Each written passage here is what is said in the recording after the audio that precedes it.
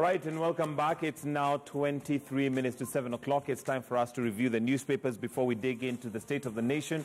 And Zinzi is going to be handling this segment and introducing the guests that she has on set.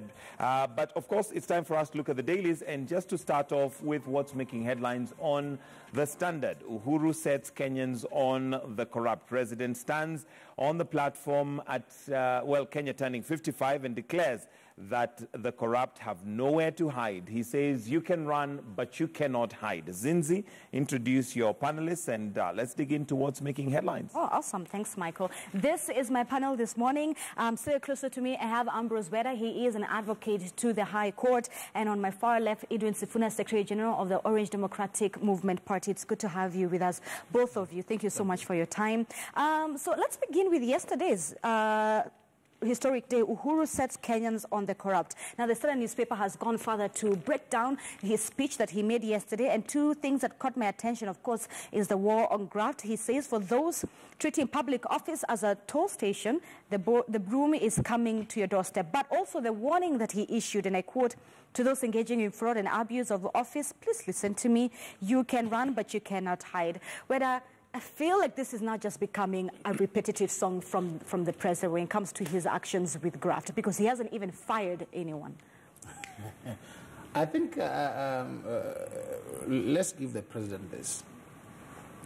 There are some big stones that you'd not ordinarily have turned unless you have the blessings of the president. Some of these powerful parastatal chiefs and big people that the previous DPP could not touch, maybe because it didn't have the goodwill from the main guy, or the president no longer picks calls from some of these people when the police come. So we give the president some latitude to say, Your Excellency, you've done well so far. The only thing is corruption is like oxygen. It is all over. So it is all over, and we breathe it. We have breathed it for the last 50 years. So it's just a question of who has been caught today. And the president has set the country on the right track. Let's hope it will continue. And let the DPP also now do proper investigations, not just playing to the gallery, and arresting people. Then now when the real evidence comes, there's nothing to present. Mm-hmm. The DPP has the leeway from the president, and that's what you need. One time I said on this forum that what you need is the goodwill from boss himself.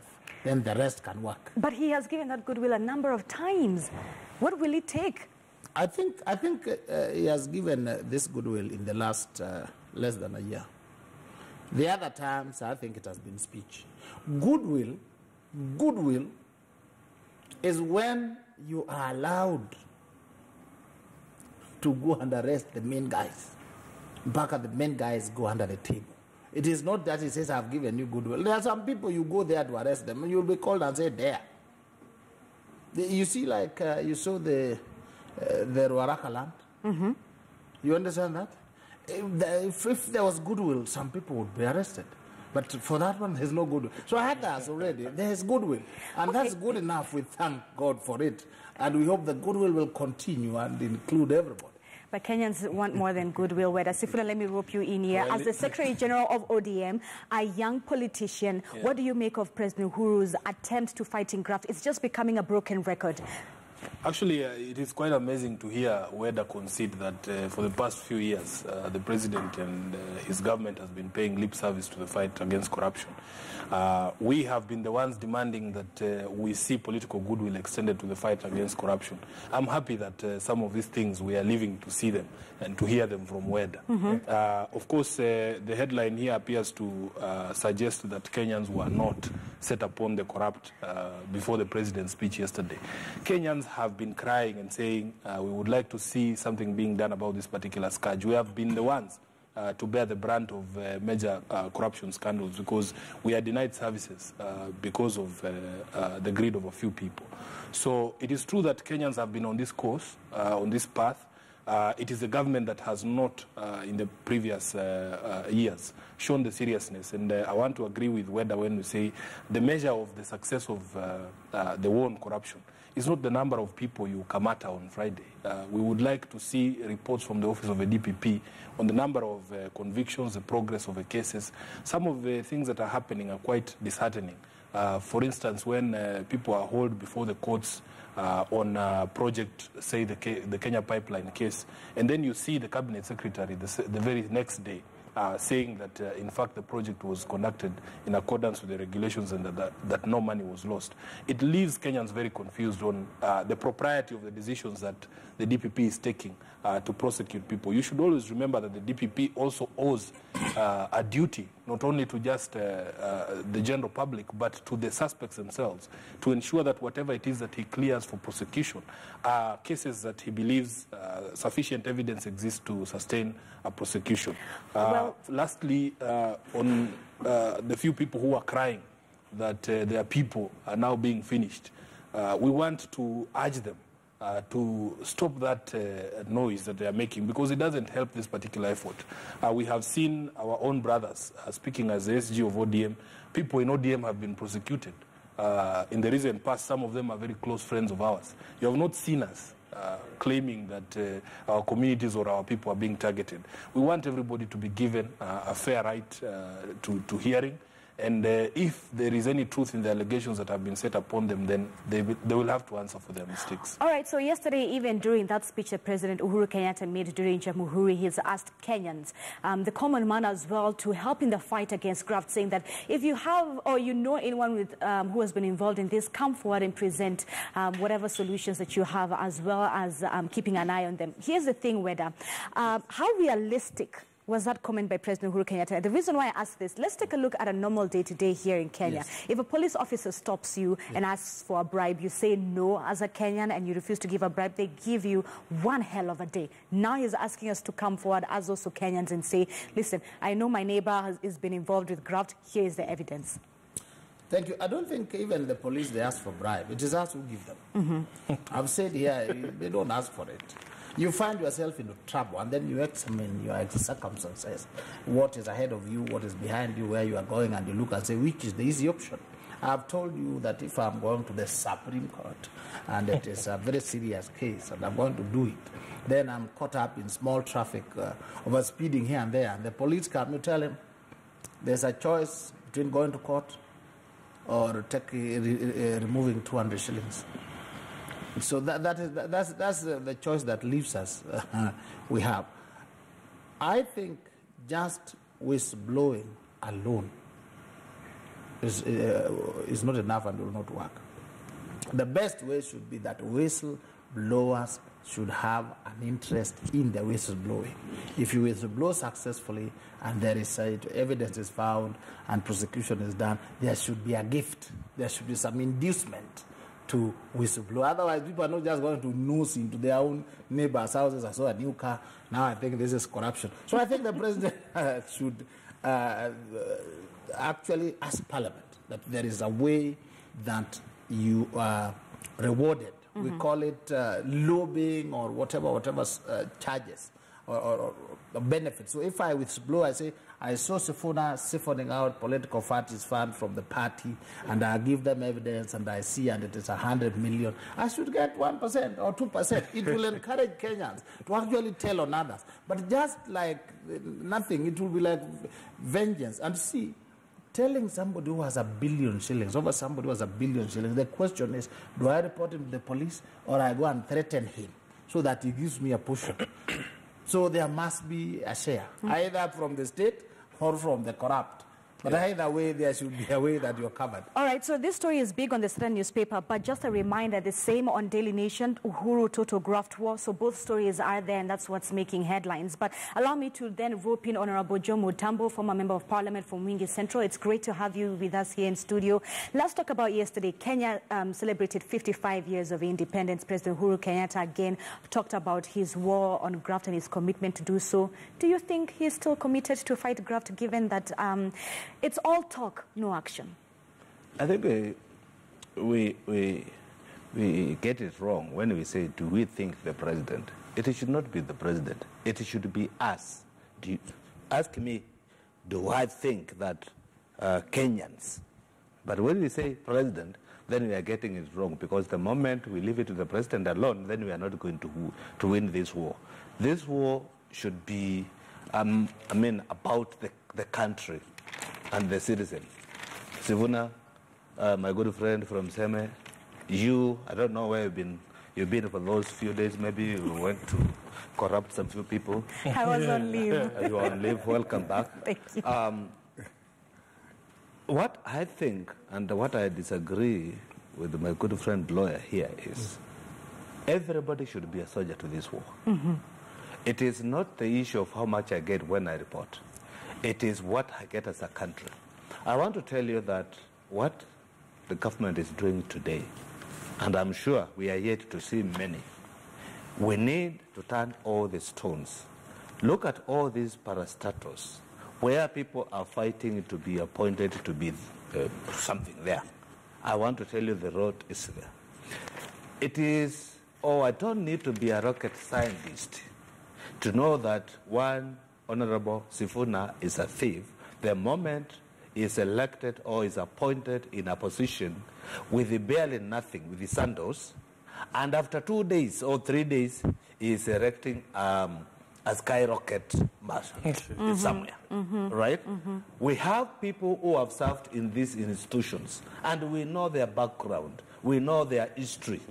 Everybody knows the background of Motambo in Mwingi Central, right? And if I'm elected today and tomorrow I go back there and I start building all the land which is in Mwingi, and I am not saying that I have a machine to print money in my house, and I'm not paid that amount of money, and my salary is known because we know the salary of all members of parliament, everybody knows how much they earn, then that is a question and that is a position whereby a Kenyan has a right to report that person to whichever authority is near them. All right, so details are on page 4 when it comes to President Uhuru Kenyatta's outfit, but all the hot details of this specific conversation that we're having are on page 6, where Uhuru rallies citizens against corrupt government officials. One of the things that I would like for us to discuss, gentlemen, is the award list. Sifuna, let me begin with you. The fact that Governor Joho, who is one of the individuals within the ODM party, was given his award yesterday by President Uhuru Kenyatta. Now they're friends after the handshake. They seem to be singing the same song. What do you make of it? I don't think state honors are given on the basis of friendship. These are, if you read the beginning of that particular Gazette notice, it identifies people who have given exemplary service to the country in various capacities. And Joho marks that? He's not the first governor on that list. Yeah, he has served the people of Mombasa. There's great things that have happened in the county of Mombasa, looking at healthcare, looking at the cleanliness of the town, looking at water. I saw yesterday or the day before they were launching a water desalination plant project because Mombasa has historically had a very big problem when it comes to water supply. So, and other governors were on that list as well. I am happy that my deputy chairman for ODM, Josephat Nanok, was there. There's great stories to be told in Turkana about the success of devolution. So, I mean, and the list goes on and on. Gentlemen, but here's the thing, right? Yes. Fine, governors were on that list, but yes. Kenyans who actually do something on the ground without it even being publicized, e.g., look at Eliud Kipchoge. He's made us very proud. President Uhuru Kenyatta didn't even mention his name. There's one gentleman who has even been trending, Patrick Kilonzo. He's a gentleman last year who would take water during the drought to wild animals. And yeah. Such people are not mentioned. What qualifies for an individual to get award or recognition from the president? I think this one, normally, if you have friends in high places. That's the thing. There's a committee where names are picked. Sometimes you can pick even Githeri man and you put there. There are also some awards which are sent to institutions to say, give us a name. I saw one also in the Law Society, a name was said and people inserted their names. Yeah. So I really think that because these are available awards like seats, you can show your friends, sit here, sit here. I've always said, the day I'll see Professor Ngugi wa Thiong'o honored, then I'll know that it's a honors list. But as we do the Githeri man and all this, let's take it for the joke that it is. As a country, that is very unfortunate that if you look at Ngugi, we look at some very serious Kenyans that has impacted us from childhood. They are not on. Then somebody lines up himself with some gidere because he has mismanaged his life in such a way that you can't want your child to humiliate them. Then one day you say, we honor this one. Then you know that bananahood is real. I don't think the fact that somebody is on the list and somebody is not is necessarily an indictment on the people who are honored. It doesn't mean that the people who are honored have not made any contribution, or that indeed the people who have been left out have not made a contribution. I believe that these honors are given out every other time. And I doubt that everybody gets to get the honors at a go. I am sure the people that you've mentioned will get an opportunity to be honored as well. But it is true what Weda is saying, that in the previous few years, we have seen some of very questionable nominees to those honors, and he has cited a few. But we believe that in the spirit of going forward, some of these things are going to be done better. All right. And you can see whether conceding to some of the things that we've been arguing about, and that we need to write a lot of things that are not right. All right, before we move from this story, and because we need to talk about the confusion within the education ministry, I have to ask you, Sifuna, now that you're here as Secretary General of ODM, as a young politician, because we're talking about graft, why haven't you guys, and I'm talking about you as young politicians, not you as ODM, you such as you, Sakaja, the Youth Parliamentary Association, Cleophas Malala, why did you not come out and call President Uhuru Kenyatta on the comment that he made about young people and looting? Firstly, personally, I expressed my frustration at the President's remark because, first of all, the youth have faced a lot of difficulty in accessing opportunities in this country. I cannot speak for the others because it's not as if we are in a club or association that we talk regularly. No, some WhatsApp of these people, we only see each other on TV. But for me, I was a bit disappointed that the President made that remark. I think that just because there are a few bad apples who have previously been given opportunity to serve a country and ended up doing wrong things, it is not right for you to use that as a basis to condemn an entire generation of people. I believe that bad manners is just something that is individual. It is not something that we can say this is something that is common amongst young people. If you are given an opportunity to serve the country, you should serve. And if the President went out of his way to find that one young person who can actually do the job, who's qualified and has the integrity to serve, I am sure, I can guarantee you that there are many, many young people in this country who meet that criteria. All right, let's jump to page 10, confusion over fate of the new school curriculum. The new curriculum, rather, that was set to be rolled has currently been held off. Amina Mohammed refused, or rather she did not give details to journalists yesterday. She says that she will probably give a proper comment on that come Monday.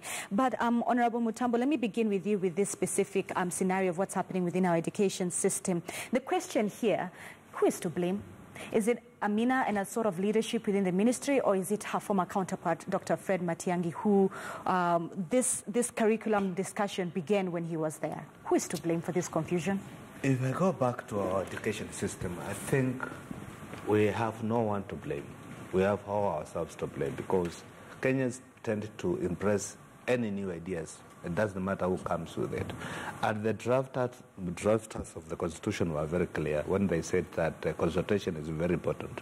And when somebody wakes up early in the morning and decides, today I'm going to close KTN newsroom, and so be it, without even consulting or without asking people who are there, if I close this door, is there an exit on the other side?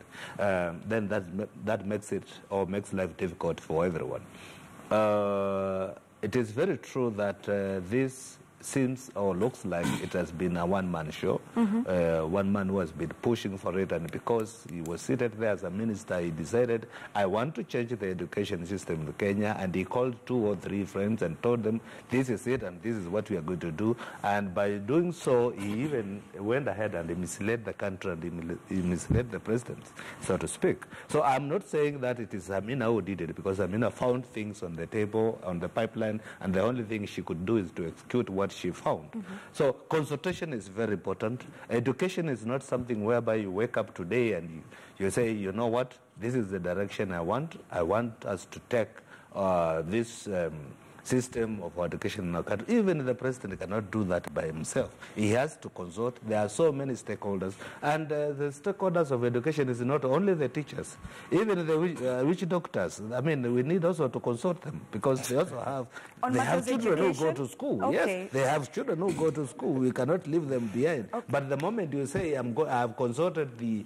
minister, I've consulted my PS, and this is what I think is right, to me, I think it is wrong. So I point my hand to Matiang'i on this, because he's the man. Actually, he has done tremendous war in other sectors, Matiang'i. Even in education, he has done pretty well. And when we are praising him, then there's this thing, Mugema kisifiwa sana, tembo analitia maji. I think Matiang'i would have taken time and analyzed the entire thing. If I take this system this way, even though it is not the one who initiated it, he found it there.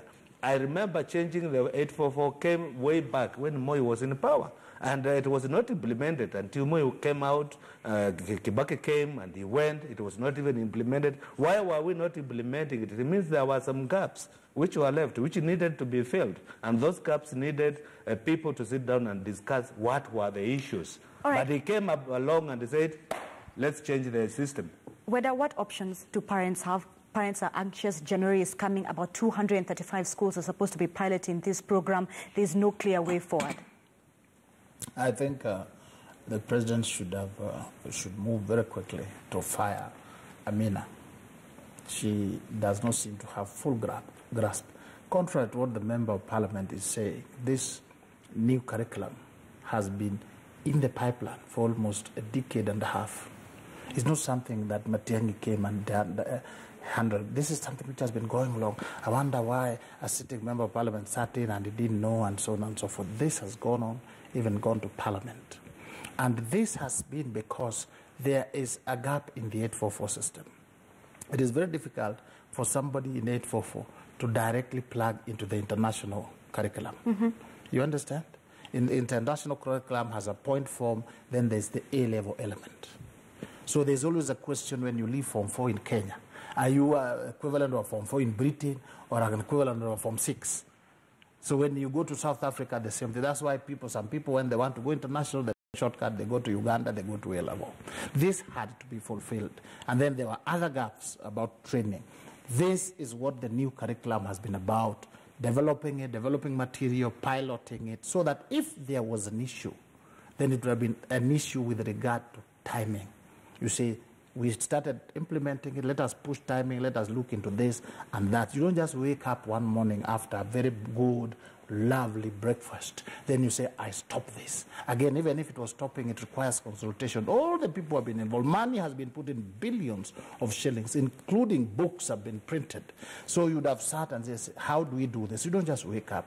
So I think Amina is doing great disservice to this country in her services. All right, and that's just a taste of what's on the local dailies. Both stories, Uhuru's total graft war and Uhuru sets Kenyans on the corrupt rather, and confusion over the new curriculum as Amina dodges questions. Those both stories rather on the Daily Nation as well as the Standard. Let's take a quick commercial break. When we come back, my colleague Michael Gitonga will take us through the state of the nation. The biggest story for the day, or for the week rather, is that visit by President Uhuru Kenyatta to Nyanza with Raila Odinga. And remember, we're asking you whether you think that visit to Kisumu will help heal the nation. Tweet us your honest tweets, or rather your thoughts, to KTN News and @Zinzi_K and Michael G. Kitonga. But for now, let's take that breather.